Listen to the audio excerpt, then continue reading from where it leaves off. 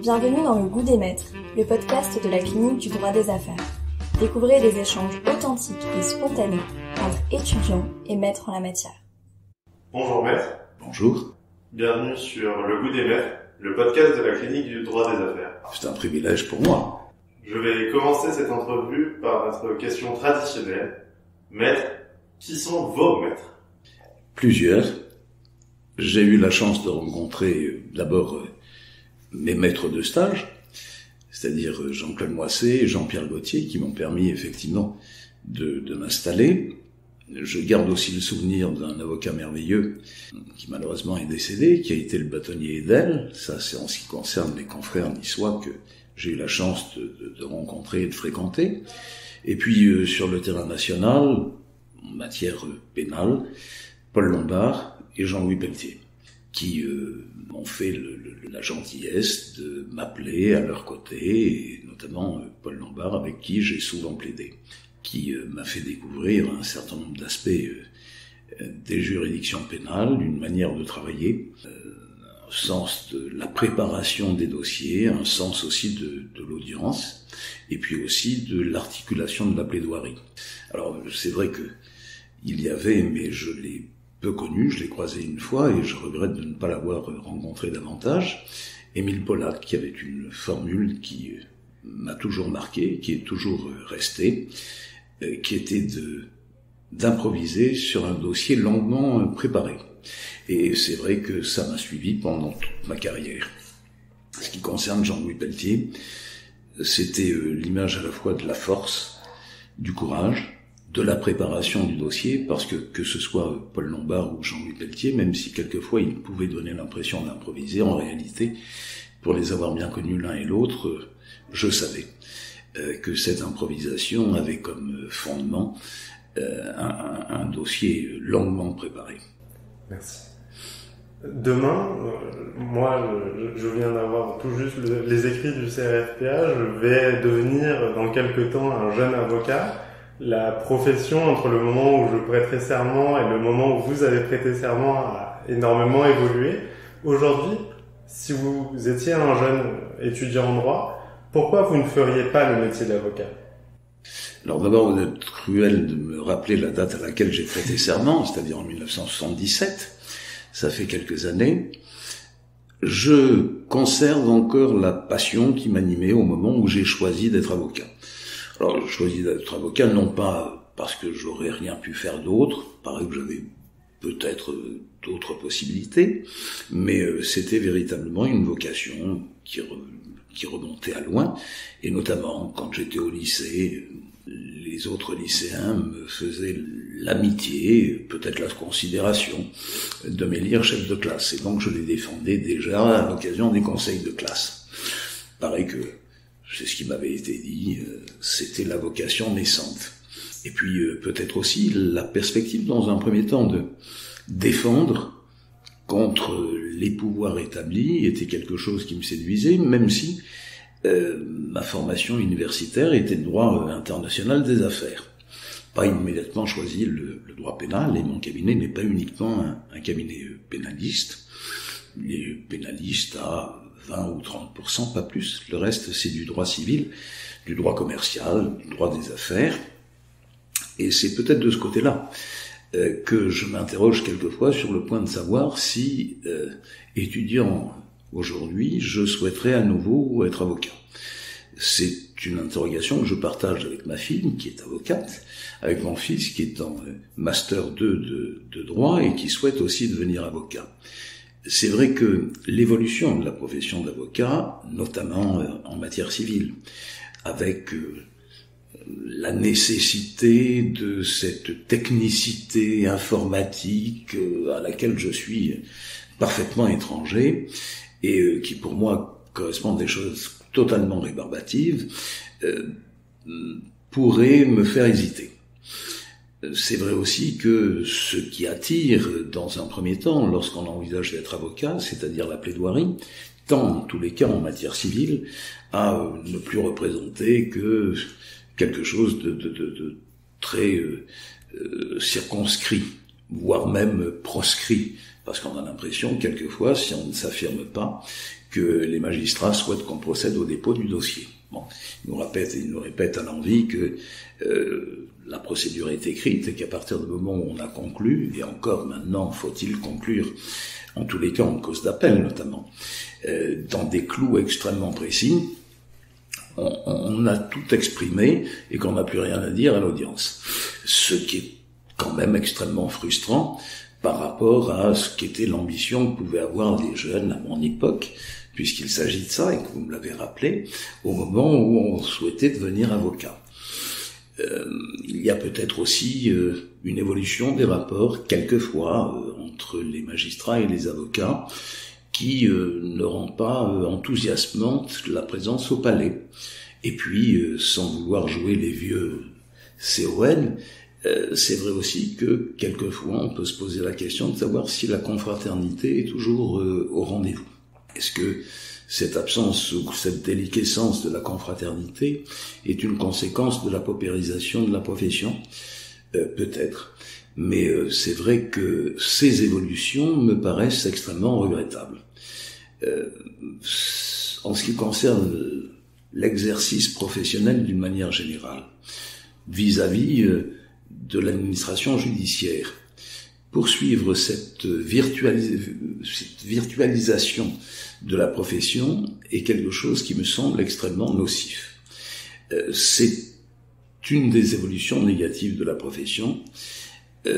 Si nous n'améliorons pas la relation ou les relations entre les avocats et les magistrats, ça sera également quelque chose d'extrêmement nocif, dont le justiciable, à mon sens, ne pourra que pâtir. Et je regrette que la confraternité, qui doit être autre chose qu'une haine vigilante, ne soit plus ce qu'elle était. Je suis désolé de revenir sur ce point, mais votre carrière a été particulièrement longue et fructueuse. Fructueuse notamment en anecdotes, en faits d'audience. Pourriez-vous partager avec nous l'un d'eux, un fait qui vous a particulièrement marqué tout au long de votre carrière, non pas forcément de par l'importance médiatique de l'affaire, mais peut-être par rapport à l'importance sentimentale que vous avez pu attacher à ce dossier? Il n'y en a pas qu'un. Mais bon, c'est vrai que l'un des dossiers auxquels je pense immédiatement, parce que d'abord il s'est bien terminé, donc on conserve plus volontiers les bons souvenirs que les mauvais. Ensuite parce qu'il a duré longtemps. Enfin parce que ça a été un aboutissement. Ça serait notamment le procès Iacono, procès de Christian Iacono, qui était maire de Vence, qui a été accusé par son petit-fils de l'avoir violé, avec un parcours judiciaire qui a été extrêmement difficile, puisque Christian Iacono a comparu une première fois devant une cour d'assises. Le procès a été renvoyé parce que le magistrat ne s'était peut-être pas comporté comme doit se comporter un président d'assises, donc ça avait été renvoyé. Ensuite, une comparution à nouveau devant une cour d'assises. Christian Iacono avait été placé en liberté dans le cadre de l'instruction. Une condamnation contre un certain nombre d'évidences, contre aussi des examens médicaux qui contestaient la thèse de l'accusation, une condamnation à 10 ans, un appel que nous avions interjeté, à nouveau une condamnation, et entre-temps nous avions obtenu la mise en liberté de Christian Iacono, mais une nouvelle condamnation par la cour d'assises d'appel, la cour de cassation qui avait rejeté notre pourvoi, et puis un élément nouveau qui nous a permis de saisir d'abord la commission de la Cour de révision. La commission de la Cour de révision, issue de l'instruction, a saisi la Cour de révision. La Cour de révision a ordonné la révision du procès. Et enfin, une comparution devant la Cour d'assises d'appel. C'était à Lyon qui a prononcé l'acquittement de Christian Iacono, mais c'était au bout de quelques 11 années de procédure. Peut-être un autre dossier aussi qui avait défrayé la chronique, en tous les cas dans le département des Alpes-Maritimes, avec l'acquittement de M. Vérondeau, à qui on reprochait d'avoir tué le berger de Castellar, avec là encore des épisodes judiciaires, un acquittement en première instance, un acquittement à nouveau devant la cour d'appel. Mais peut-être parce que j'arrive à un âge avancé, souvenir que je conserve le plus précieusement sans doute, et je vous le livre en toute intimité. C'est un des premiers procès que je suivais ou dans lequel j'intervenais devant la cour d'assises des Alpes-Maritimes, et puis la presse locale s'en faisait un peu l'écho. À l'époque, le téléphone portable n'existait pas, c'est vous dire. Mon père suivait ce procès par la presse locale, en l'occurrence Nice Matin, et on regarde des relations que j'avais avec lui. Lorsque le verdict a été rendu, il s'agissait d'un verdict d'acquittement. La première personne à qui j'ai téléphoné a été mon père, pour lui dire il a été acquitté, puisque il me demandait comment les choses se passaient. Et là, il a eu cette formule, cette interrogation, dont je me souviens toujours. Maintenant, tu peux me dire, était-il innocent ou coupable? Et bien évidemment, je lui ai répondu, il était innocent. Et avec un air très désabusé, voire déçu, mon père m'a répondu, alors tu n'as aucun mérite. Et il a raccroché. Merci maître pour cette anecdote touchante. Je me permets de revenir et de rebondir sur ce que vous venez de dire, notamment concernant votre première anecdote. Il me semble qu'en 2014, vous êtes devenu seulement le 9e avocat. Je crois que c'était la 9e fois que la Cour de révision a ordonné la révision, même si le texte a été un peu modifié et permet ou semble permettre que les révisions interviennent davantage, et on ne peut que regretter qu'il n'y ait pas davantage de révisions et que l'administration judiciaire continue de s'en-douter sur cette autorité de la chose jugée qui doit pouvoir être remise en question. Bien évidemment, pas pour rien ou pas systématiquement, mais il y a des dossiers dans lesquels sans doute y a-t-il cette nécessité, et je pense à un autre dossier qui est le dossier d'Omar Haddad, dont pour ma part j'ai toujours été convaincu qu'il était innocent. Je n'ai malheureusement pas eu la possibilité de l'exprimer devant la cour d'assises, puisque pour des raisons que j'expliquerai un jour dans un livre certainement, il avait fait au dernier moment choix d'un autre avocat, ou un autre avocat que Georges Girard et moi qui le défendions. Mais je pense que dans une affaire de ce type, il y aurait la nécessité de pouvoir réaliser une révision, d'autant plus qu'à l'époque où Omar Haddad a été condamné, il n'y avait pas de double degré de juridiction en matière de cour d'assises. Merci. Vous avez évoqué la paupérisation de la profession d'avocat. Je trouve qu'en tant qu'étudiant en droit, aujourd'hui, on manque aussi légèrement de repères, de grandes lignes. Quel ouvrage conseilleriez-vous, à un étudiant en droit pour lui faire aimer le métier d'avocat, ses valeurs et l'ensemble de ce que cela représente? Je crois que la passion pour le métier d'avocat et peut-être la vocation pour le métier d'avocat peut résulter éventuellement d'ouvrages. Il y a des livres qui ont été écrits, je l'ai cité, par Paul Lombard, mais avant il y a des livres qui ont été écrits par Maurice Garçon, il y a les ouvrages de No, il y a des livres qui ont été écrits par Fleuriot, il y a même quelques écrits d'Isorni.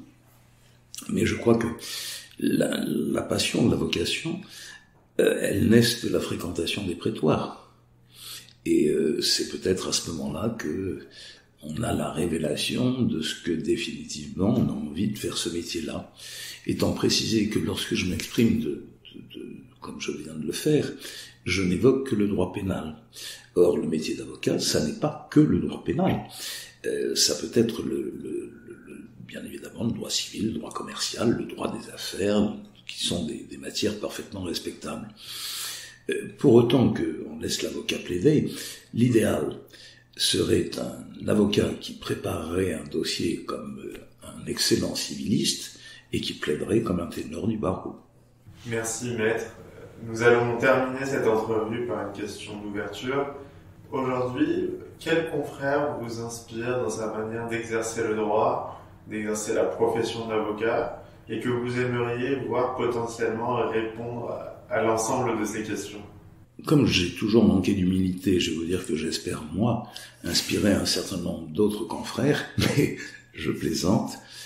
J'ai la chance d'être ami avec un certain nombre de confrères de grands talents. Alors en matière pénale, il y a bien évidemment mon ami Thierry Herzog, il y a Hervé Temim, il y a Jean-Robert Fung, j'en oublie encore, mais il y a pléthore d'excellents avocats, mais il y a d'excellents avocats en matière civile, en matière commerciale. Je le citais tout à l'heure, je pense au bâtonnier Edel, je pense aussi, mais alors là on revient un peu au pénal, j'ai eu la chance aussi de rencontrer le bâtonnier Yves Kleiniec, beaucoup d'avocats dont on peut s'inspirer. Vous savez, chacun a sa personnalité, chacun a sa méthode de travail, et l'avantage et l'intérêt de ce métier, mais quel que soit le domaine dans lequel on intervient, à mon sens, c'est qu'il faut constamment se mettre à jour, se remettre en question, et jamais rien n'est acquis. Et c'est pour ça que vous allez me trouver si jeune, alors que je ne le suis plus vraiment. Merci beaucoup, maître. C'était Le Goût des maîtres, le podcast de la clinique du droit des affaires avec maître Gérard Boulou.